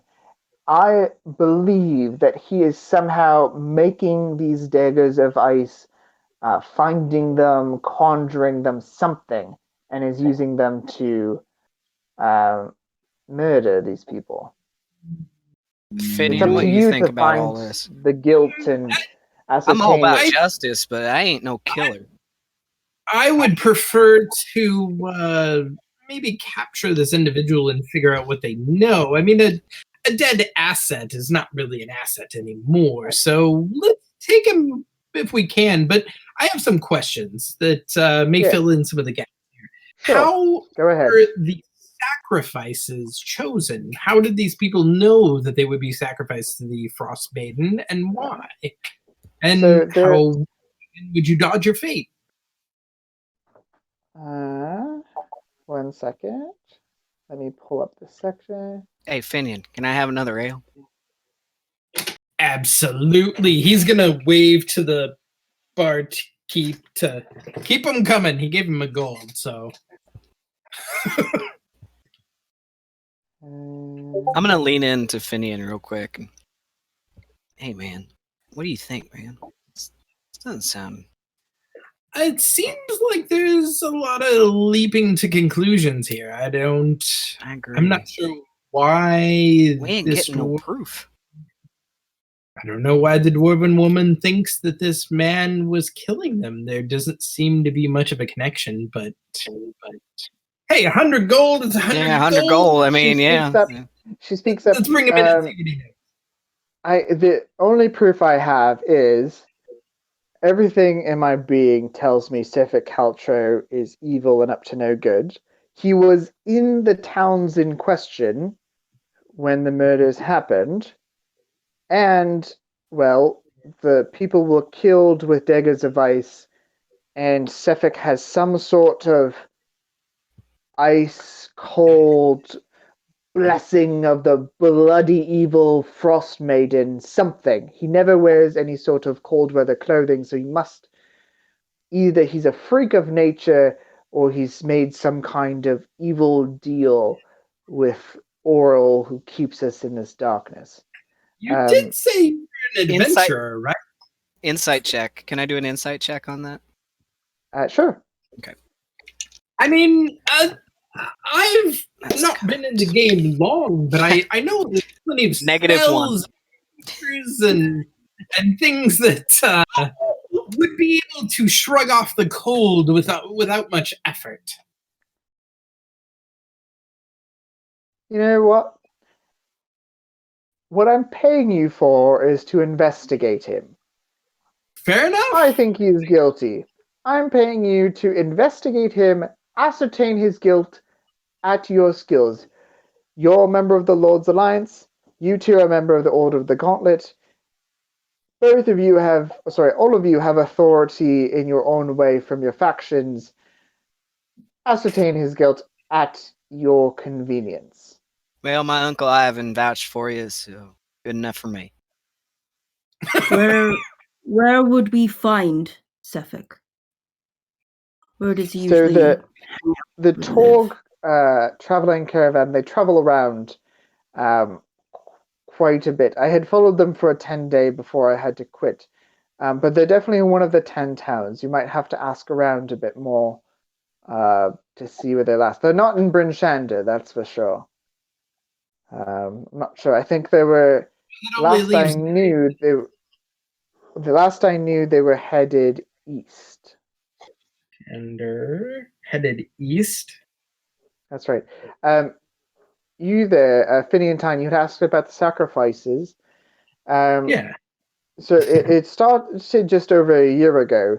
Each town has a town leader called a speaker, and the council of speakers. So the leader of each of the town got together and unanimously agreed to honor this practice of sacrifice, which they consider a necessary evil, and the word is that they would end them in a heartbeat if they believed that ending them would actually cause the darkness to go away, but they believe that these sacrifices are perhaps one of the only means we can do to appease Oral so that she doesn't catch us in perpetual blizzard on top of cold and darkness, or perhaps lock off the spine of the world completely to outsiders. They believe these sacrifices are keeping further wrath at bay. Not every town does human sacrifices. Some only offer food, some only offer warmth. But in Bryn Shander, East Haven, and Targos, they hold a lottery, and names are drawn the afternoon before the new moon. And the unlucky person whose name is sacrificed, the unlucky person whose name is drawn is sacrificed at nightfall. Sounds like some bullshit to me. Tired, be disappointed in all them council members or whoever they think they are. What kind of justice is that? I've been around Boy, for many years. human sacrifices really solve anything. So, okay, occasionally human sacrifices solve things, but not in this case, I don't think. Obviously, it's been going on for 2 years now. I mean, When do the sacrifices start? Because if this has been going on for this long, surely they started just over a year ago. Sacrifice, you realize it's not working. Is this a recent development? It's more recent than the perpetual night. It started just over a year ago, when my understanding is people were grasping at straws and had run out of ideas. You're bumming me out. I'm ready to hit something. Can we get out of here? He's gonna pat your shoulder, and Phineas I'm gonna go says, take a leak, and he gets up and takes his tankard. Dodge is a man of action. Don't worry, we'll find your man. We'll find the information you need, and maybe we'll find a little more. Balbeth, was it? Yes, at your service. Are you? As he smiles and winks at you. And then that was a turn of phrase, but sure. He's going to stand up and put his hand out and say, if you're with us, then yes. Perhaps we can, the three of us, find some information together. Agreed. Where can we find you if we do manage to capture this man? We be staying at what is the name of the inn again? The Northlook. You mean this inn that we're in right now? Yes, I'll be staying here for right now. I'll continue to ask around and investigate a little bit, but frankly, that's what I'm paying you to do. Rightio. So how does this work? Do we get half up front? Is there a concession fee up the? Are you trying to convince her to give you an advance?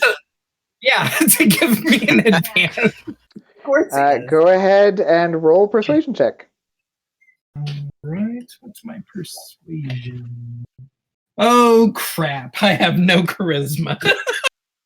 You might get lucky. 11. 11. So Lynn looks at you and she says, "Your advance is the Lord's Alliance paying for all of your rooms to stay here, free board. You'll have those rooms for a 10-day, and you can collect the 100 gold piece reward once you've ascertained whether Sefikaucho is guilty or not." All right. So he's gonna stand up, and what time of day is it? Is it like? It's fairly early morning. I would say it's no later than 9 in the morning. Okay. Dodge is already drunk outside the door of the tavern, trying to pee in the snow, but it's like freezing on contact. Trying to spell his name. God damn it.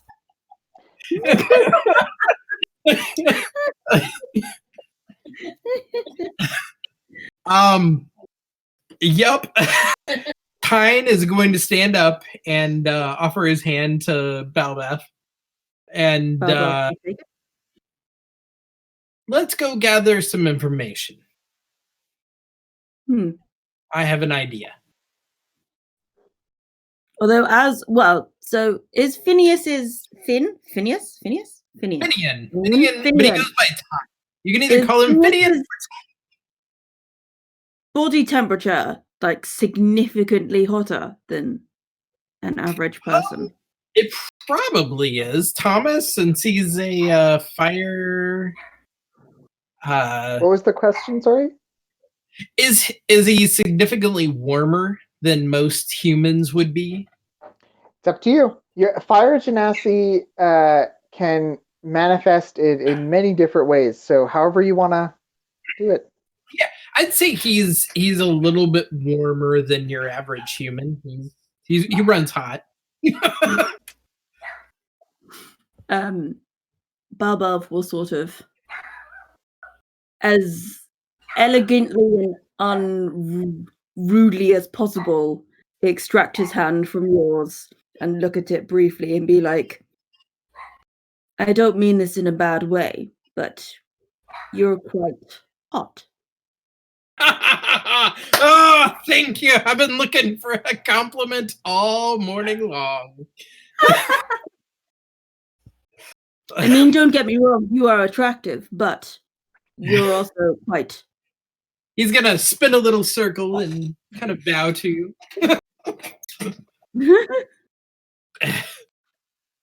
Cute. Let's go find my friend Dodge. Sometimes when he's had a bit too much of the hoot, she gets lost, and I have to go find him again. I can't imagine he's particularly hard to miss, considering he's made of 90% metal and clanks everywhere he goes. Mm-hmm. So, listen out for him, no? As you guys Maybe are a magnet and just walk around and see if it attracts him.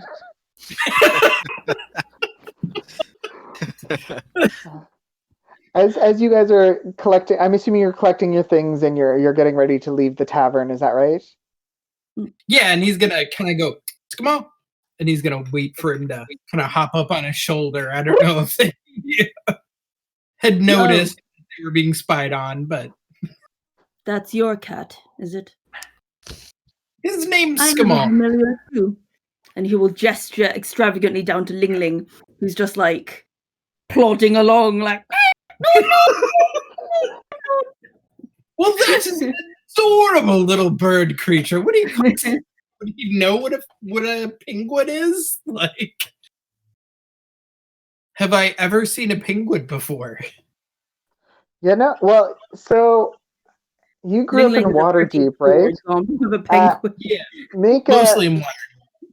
You might have read them in books because you are a wizard. So make a history check and let's see if you've read about one about books. Or would it be nature? It doesn't really matter. They're both intelligence, right? 18. Yes. So you know of penguins like a kid in school knows what an elephant is, but you've I've never never been to exactly. You've never seen one in person, but you know that this is a penguin, Okay. and it is fucking adorable. May I pet him? Her? And sure, Sure. I'm sure she would love that. He's gonna kind of scratch the penguin around the neck, kind of ruffle the And then feathers. you, like, wobble on the side in pleasure and be like, no.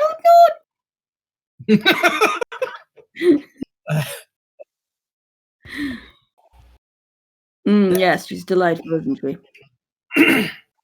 Absolutely. So, are you, I'm assuming correctly, of the arcane persuasion? Yes, you would assume correct. Yourself. Yes, classically trained, I would say.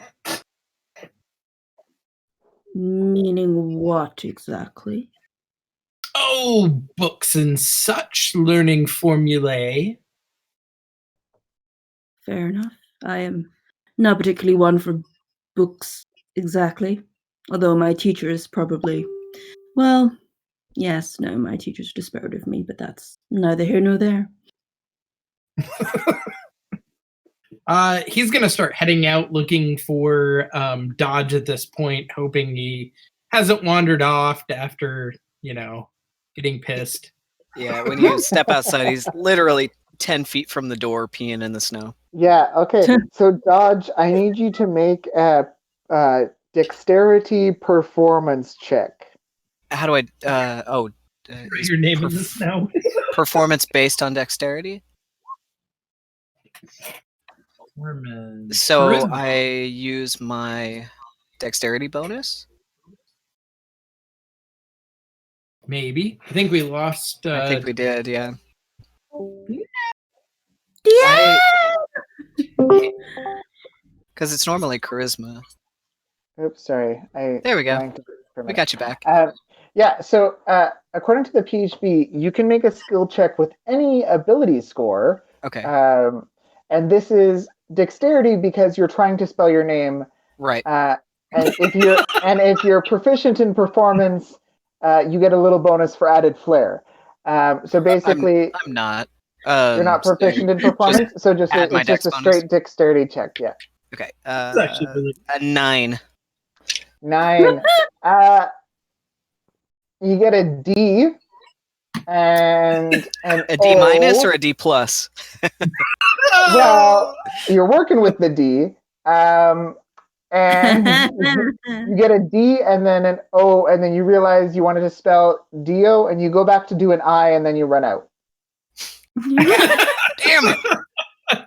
Well, I guess I better go zip back in the tavern, get a little bit more liquid in me. Oh, hey, Finian. You guys done with that depressing bullshit talk? So actually, as you guys start walking out of the tavern, and Dodge zips himself up and turns around, I need both Finian and Balbeth make a dexterity saving throw. To not get peed on? No. This is something else. Wait, so Finian and Balbeth? Finian and Balbeth, that's right, yeah.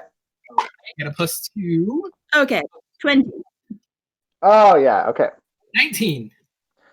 Oh, you guys are super dexterous. Okay, so I rolled a 19. coming down the thoroughfare. Now, as you guys walk out of the tavern, the temperature difference from the tavern to the outside is extreme. It goes from maybe plus 15, 18 degrees Celsius, so around like 65 Fahrenheit, down to that minus 40, like the second you walk out the door kind of thing. So it's a very brisk transition. And as you walk out, you see your classic D&D medieval type of town, wad and double buildings. Everything has a thick layer of snow and ice covering it. And even though it's about maybe 9 in the morning, it's dark. And as you look up to the sky, maybe Dodge, you were a little distracted admiring the sky. There is a beautiful. It's not bright, but it's there. A beautiful aurora in the sky. And you guys were here last night, so it wasn't there. The sky was just dark.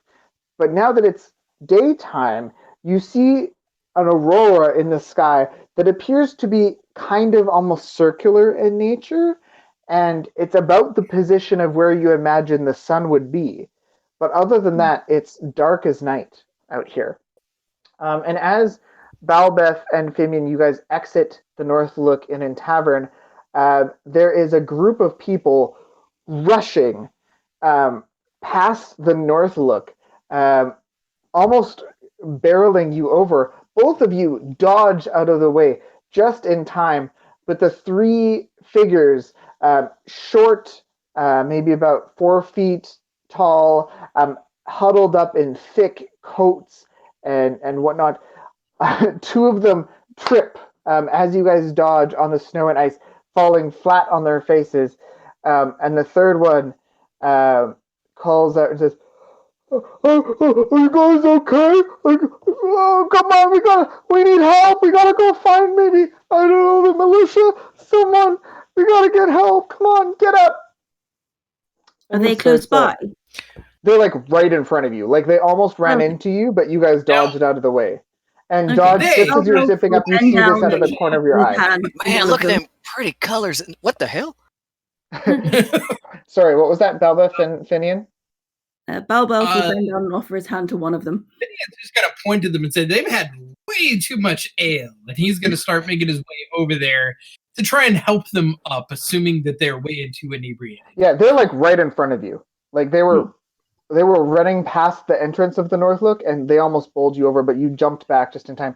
So, Balbeth, as you reach your hand down, a figure kind of pushes its face out of the snow, brushes it off. You can't see a whole lot of the face because it's got a thick scarf. But from what you can see from the forehead and pronounced brow ridge, you imagine this is some kind of dwarf underneath here. Kind of starts to brush itself off, reaches up, grabs onto your arm, pulls themselves up to standing, and looks at you all with wide eyes. And as the other dwarf starts to stand up, all three of them have wide eyes with fear in them. And they all kind of look to each other and look to you and be like, are you adventurers? I'm gonna put my hand on the hilt of my sword and look down and say, "Who the fuck's asking?" Please, you have to help us. I'm. What's my name? Hruna. I'm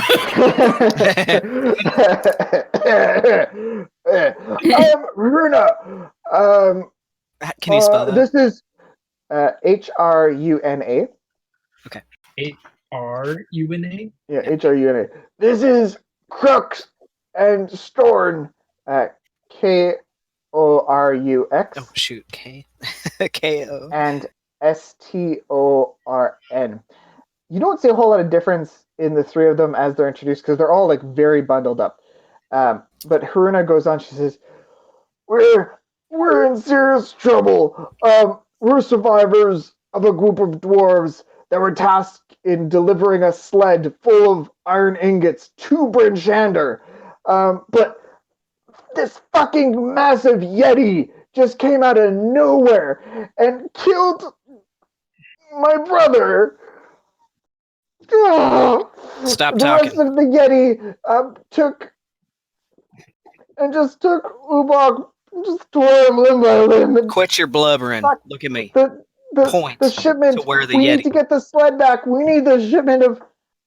What are you doing, Dodge? I'm gonna look down at him and say, "Quit your blubbering. Point to where the yeti is." You just You just go and kill him like without any payment. I'm looking for Oh, a fight. payment. Like We'll take just head payment. out North Gate. No. We require payment. How about if My we associates do all the talking. I do all the hitting. And he's Oh. really good at it. So you should Tin pay Can Boy, really good service.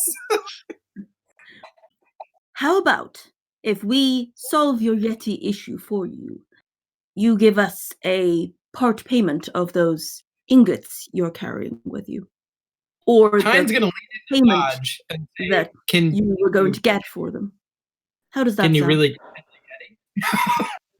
I don't know, man. What the fuck's a Yeti? They look at each other and then Big the roll? they're big. They're like 7 feet tall and covered in white fur with massive claws and horns and teeth. Can you stab one? I imagine No we were problem. just taken by surprise. I didn't. Oh, I don't have any gold pieces, but I do have this. And Hruna reaches in to their, you don't know if it's a man or a woman yet, but reaches into their jacket, pulls out a small pouch, and they try to keep it as close to their chest as they can. And from the pouch pulls out a massive gemstone. It's about this big, and it's a beautiful, shining, it's like a blue and green swirl in the gemstone. I sold one of these a while back for about 50 gold pieces. So this one's got to be worth at least that much. I'm gonna look at my two companions. I'll accept that as payment. That seems fair for a Yeti corpse. Good enough for me. How about you three show us? Well, I mean, Corks is injured, and Storm is, well, he's not one for fighting. He's a fair guy. I mean, like if you guys really need, do you have snowshoes? It's really deep out there. Just a blizzard passed through a few hours ago. The blizzards they come through consistently, and the snow is really deep right now. I can maybe cover the cost of snowshoes. He's a smart Did we fella. I like hand this. in our little coupons earlier, or have we not handed in the coupons at all? That's totally up to you. I Cold weather. assumed that you got your cold weather clothing before coming Before, to Icewind yeah, Dale. I would Okay. think But before it's crossing over the. So we completely would up have to you. the shoes as well, or does that not count with the coupon? So there are It's not a coupon, but I'm going to call that a coupon. Yeah, the coupon. So you can certainly ask him. You don't know. You guys just arrived in Icewind Dale. Oh, okay. Oh. So we didn't redeem it like before we crossed through the spine of the world. That's So what I thought. no. Sorry. You did redeem your cold weather clothing. However, snowshoes are Okay. All right. Yeah. not included in. Everyone doesn't get a pair of snowshoes when they get cold weather clothing because snowshoes aren't necessarily like part of a cloak and mitts and toque and that kind of stuff. Okay. Well, let's get your friend here some help. Maybe you can outfit us and we can get on the road. Let's first get some snowshoes, and then we can. Are any of you guys like healers? Like, do you have fucking magic or potions or anything? I'm not a healer, but I do have a lot of potions in my backpack.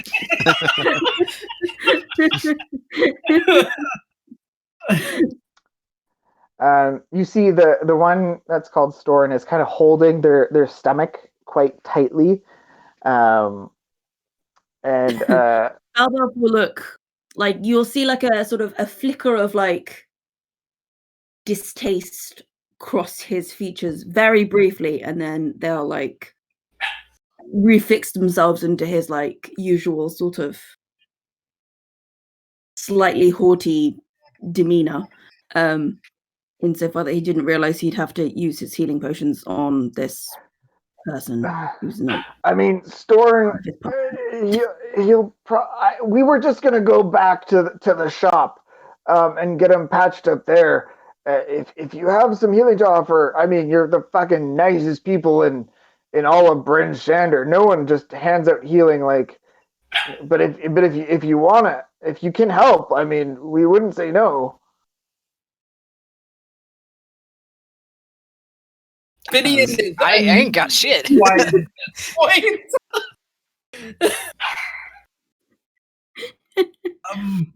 And just so you Why know, don't we help you get to the shop to get patched up? How does that sound?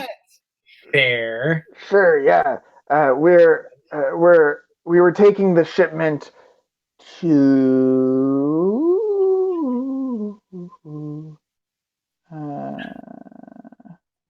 where is it? 50 gold pieces with a dwarf, ice picks.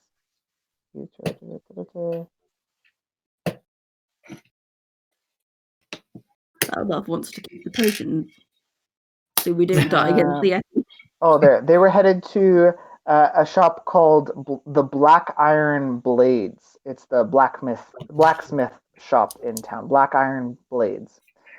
So yeah, they'll accept help if you're willing to at least like prop them up and help them walk for sure. Yeah. Yeah, Albaf will prop up the person. Yeah.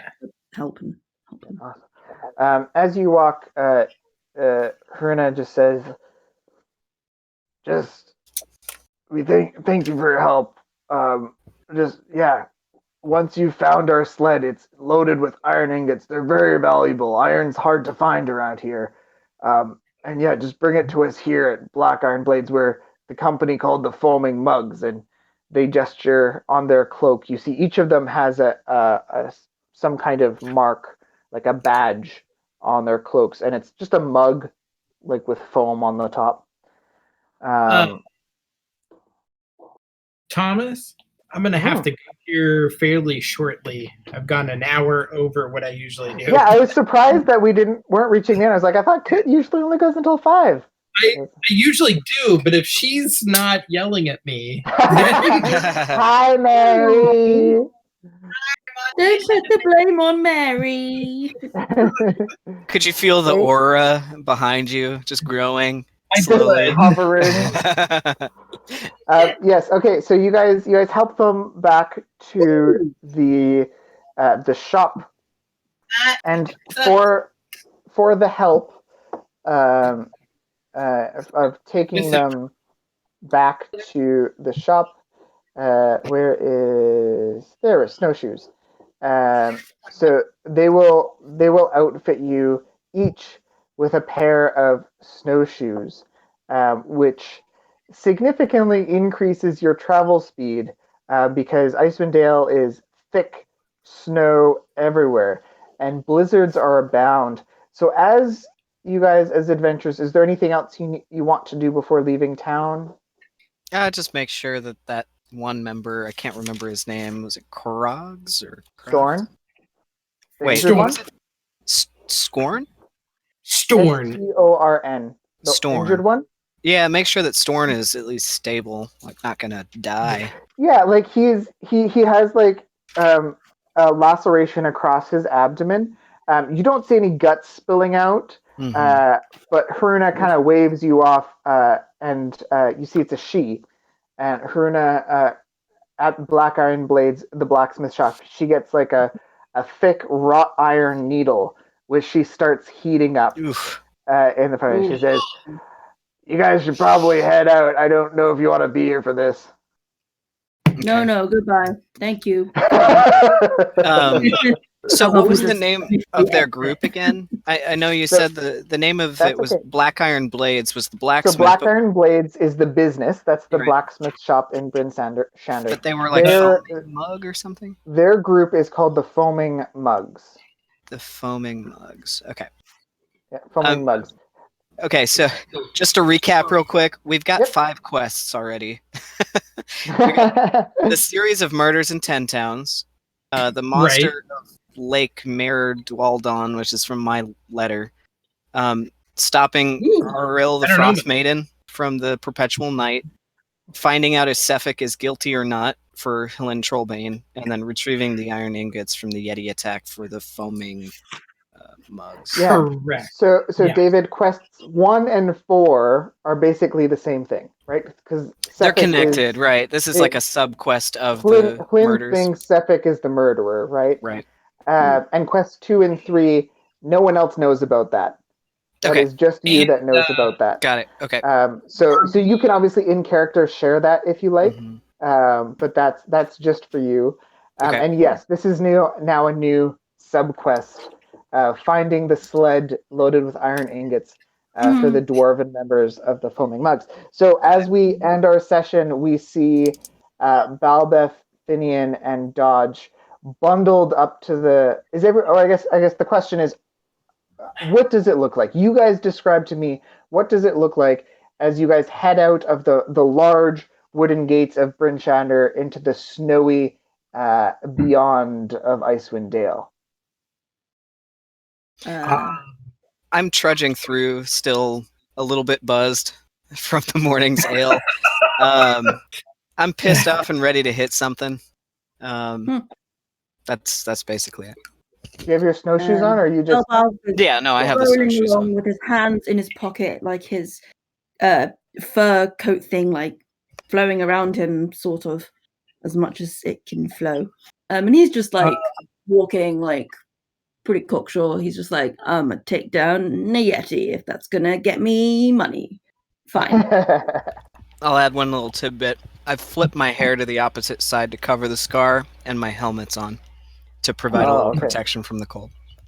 Finian is got his familiar wrapped around his neck and his hood pulled up with this big fur cloak, and he's kind of using his cat like a scarf and desperately trying to keep warm. He does not seem like he likes it. Ringling is like... Ringling is quite a small penguin, but for some reason he seems to just be able to like run along, and Belbel's walking quite fast, like he takes quite long strides, and Lingling's just like trotting along at his heels. Like, Are we playing next weekend? Yes, next week. So as you guys head out of the gate, the town, all of you are dressed and ready for the cold. Dodge ready for combat. Finian guarding himself against the temperature, and Balbeth walking with confidence. We see the adventurers travel out of town just as a front of snow and cold and fog can be seen approaching from the east. Our adventurers follow the path northward out of Bryn Shander. And that's where we'll end our session today. One last thing. I look back at Belbeth and see the penguin, and I say, "Oh, that's real smart. Bring along some food for the trip." Mingling is not food. Potentially. All right, guys. This was Thank awesome. you, guys. That was fun. Yeah. I enjoyed the story. It's so fun to play a character again. Were you listening the whole time, Mary? She was listening. 80% fat. Hey, Mary, do you want to